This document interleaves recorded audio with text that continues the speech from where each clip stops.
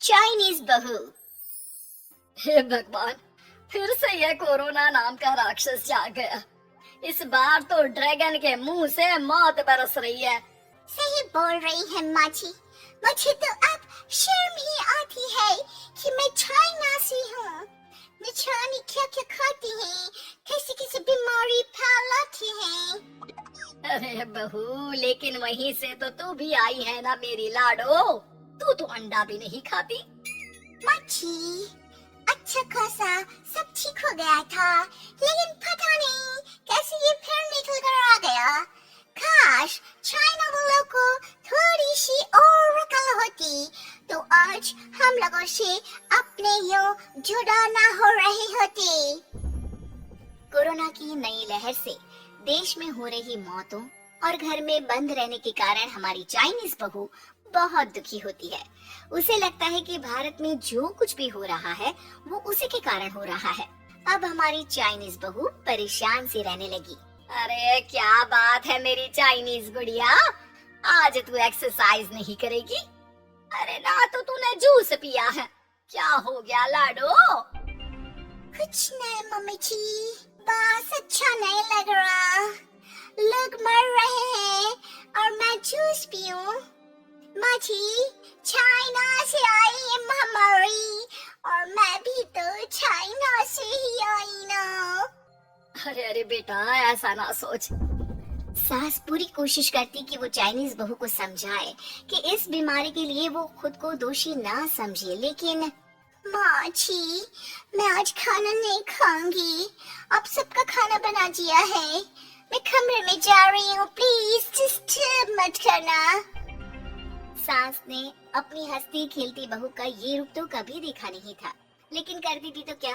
अगले दिन सुबह सुबह, अरे ये पूरे घर से स्वादिष्ट खाने की महक आ रही है। ये कौन है जो चाय बनने के वक्त लंच बनाकर तैयार कर रहा है? वो किचन में आती है जहाँ चाइनीज बहू ने शुद्ध वैष्णव खाना तैयार कर रखा था। अरे बहू, सोई नहीं क्या जो इस वक्त इतने प्रकार का खाना बना लिया? हाँ हाँ माँ जी, क्या करे, जब दिल में बोझ हो तो नींद नहीं आती।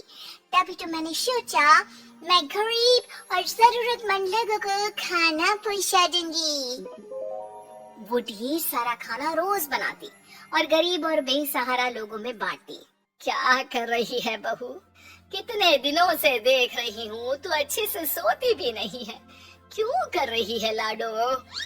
क्या करूँ माँ जी, मेरे देश के लोग जीवन की लड़ाई लड़ रहे हैं और मैं सो जाऊं, मुझसे नहीं होता। एक दिन चाइनीज बहू पीपीटी किट पहनकर खड़ी होती है। अरे ये क्या बेटा, खाना देने जा रही है या लड़ाई लड़ने? माँ जी, मैं कुछ दिनों के लिए घर नहीं आऊंगी। मैंने सोचा है कि मैं घर से बाहर रहकर कोरोना के मरीजों की देखभाल करूंगी।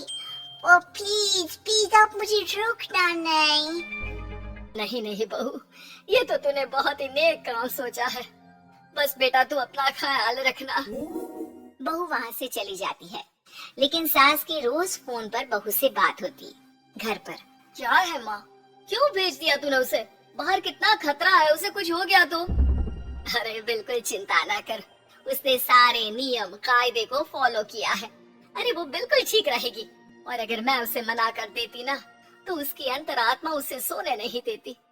तू तो सारा दिन घर से ऑफिस का काम करता, लेकिन मैंने देखा है उसे कितना परेशान रहती थी कुछ दिनों से। हाँ वो भी है। उधर चाइनीज बहू लोगों का खूब ख्याल रखती, उन लोगों तक खाना पहुंचाती, उनके बच्चों की देखभाल करती। एक दिन बहू अपनी सोशल साइट देख रही थी तो उसे दिखता है कि एक आदमी ने बच्चों की देखभाल के लिए पोस्ट डाली है। बहू उसे फोन करती है। मैं आपकी कोई मदद कर सकती हूँ, प्लीज बताओ। दूसरी तरफ से आवाज आती है। मैं और मेरी बीवी दोनों ही कोरोना से पीड़ित हैं। हम लोगों के बच्चों को देखने के लिए कोई नहीं है, प्लीज हमारी मदद करो। हाँ हाँ बिल्कुल, आप परेशान न हो, मैं आ रही हूँ। मुझे आपका एड्रेस बताओ। वो आदमी बहू को पता लिखवाता है, वहाँ वो पहुँच जाती है। ओह, ये किसे बुला लिया आपने? ये तो चाइनीज है। इसी के कारण तो हम लोगों का देश इस परेशानी से जूझ रहा है। अरे पर ये तो हिंदी में बात कर रही थी। तभी बीवी की ऑक्सीजन लेवल गिरने लगती है। ये क्या हो रहा है? आप टेंशन क्यों ले रहे हैं? जल्दी से इन्हें अस्पताल लेकर जाइए। रुकिए, मैं आपको एक अस्पताल में बेड भी दिला देती हूँ। वो मेरे अंकल का अस्पताल है। चाइनीज बहू फोन पर बात करके उन लोगों को बेड दिलाती है, जहाँ पति की भी तबीयत खराब हो जाती है और दोनों को बेड दिलाकर बहू घर में बच्चों की पूरी देखभाल करती है। सास का बहू पर फोन आता है। अरे मेरी चाइनीज गुड़िया, कैसी है रे तू? अरे माँ, पीछे की गली में ही हूँ मैं। वो खालिया लोग है ना, उन दोनों हस्बैंड वाइफ को कोरोना हो गया था। मैंने उन लोगों को श्रीवास्तव अंकल के अस्पताल में भर्ती करवा दिया है और अब मैं माँ जी उन दोनों बच्चों का ख्याल रख रही हूँ। अरे जीती रे बेटा, कोई जरूरत हो तो बता देना। नहीं नहीं माँ जी, सब कंट्रोल में है। बस इन बच्चों के माँ बाप ठीक होकर घर आ जाए। अच्छा माँ, इन लोगों के घर का फोन बज रहा है, मैं आपको थोड़ी देर बाद कॉल करती हूँ। लैंडलाइन में घर के मालिक का फोन था। हम लोगों की जिंदगी का कोई भरोसा नहीं है। यहाँ इलाज महंगा है और हम लोगों के पास पैसे नहीं है। जितना इलाज हो सकेगा उतना ही होगा। हमारे बाद प्लीज आप हमारे बच्चों को संभाल लेना। नहीं नहीं, ऐसे मत बोलिए, मैं अस्पताल वालों से बात करती हूँ। बहू अपनी बैंक से अस्पताल वालों को पैसे दे देती है और फोन पर कहती है, मैंने आप लोगों के अकाउंट में पैसे डाल दिए हैं। इन दोनों का अच्छे से इलाज होना चाहिए।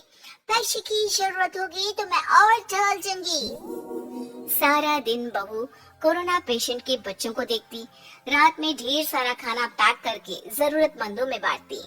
सोशल साइट्स के जरिए भी वो लोगों से जुड़कर उनकी मदद करती। फिर एक दिन घर का मालिक और उसकी बीवी ठीक होकर घर आ जाते हैं। आपका बहुत बहुत शुक्रिया, मैं आपकी पाई पाई लौटा दूंगा।